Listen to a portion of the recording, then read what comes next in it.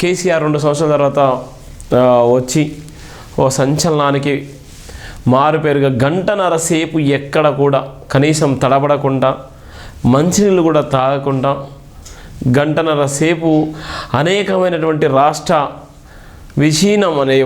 రాష్ట్రము అతలకుతలమవుతున్న నేపథ్యంలో విచ్ఛిన్నమయ్యేటువంటి క్రమంలో సంచలనాత్మకమైనటువంటి ప్రెస్ మీటు నిన్న కేసీఆర్ పెట్టినటువంటిది మనం చూడడం జరిగింది. దానికి సంబంధించినటువంటి ప్రధానంగా ఉన్నటువంటి ఒక ప్రధానమైనటువంటి వార్త, దానికి సంబంధించినటువంటి వార్తలో భాగంగా తెలంగాణను కాపాడుకోవాలి, ప్రాణాలు పెట్టి తెచ్చుకున్నటువంటి తెలంగాణ పాడైపోతుంది అనేటువంటిది ప్రధానమైనటువంటి ఒక ఎజెండా. తెలంగాణను మనం కాపాడుకోవాలి, తెలంగాణ కాపాడుకోకపోతే మన భవిష్యత్తు ఆగమైపోతుంది. కొట్లాడి తెచ్చుకున్నటువంటి తెలంగాణ అలా కాంగ్రెస్ ప్రభుత్వం వచ్చిన తర్వాత మళ్ళీ ఆగమైపోతుంది. రాష్ట్ర హక్కులను మనం కాపాడుకోవాలని ఆయన చెప్పిన నేపథ్యం కూడా మనం చూసినాం. ఇది నిన్నటి ప్రెస్ మీట్.